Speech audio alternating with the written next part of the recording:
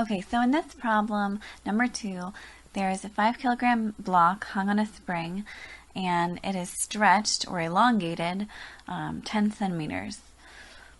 Okay, so to do this, the first thing we're going to do for part A is find the restoring force. So in order to do that, we need to know that the restoring force is equal to the weight. And weight is equal to mass times gravity. So we're going to multiply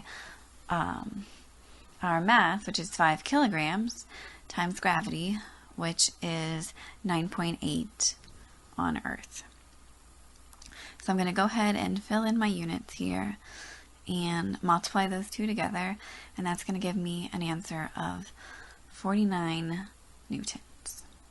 Then we're going to move on to part B, and part B asks you to find the spring constant. So we're going to rearrange our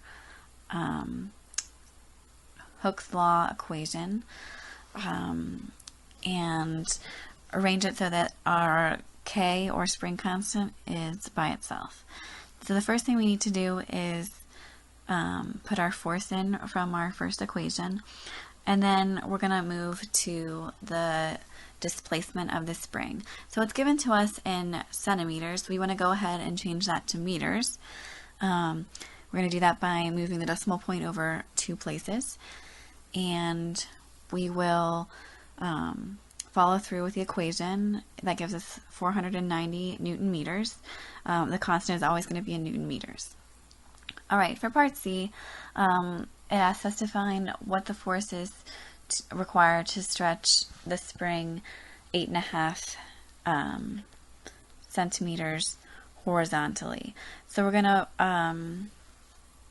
put in our value for K, which we calculated in the above equation, and then convert our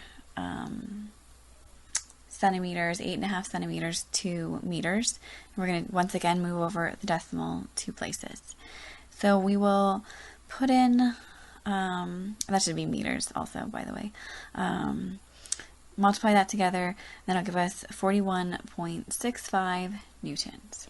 Right, so part D asks us to find the spring's elongation when it's pulled by a force of 77.7 newtons. So we're going to fill in that 77.7 newtons for the force, and then our K value is once again going to be the 490 Newton meters that we calculated before, and then our X is our unknown. X is going to be 0.1586, and then in E we're going to find the period equation to find the period of this oscillation. So we're going to just fill in what we know. 2 pi is just part of the formula.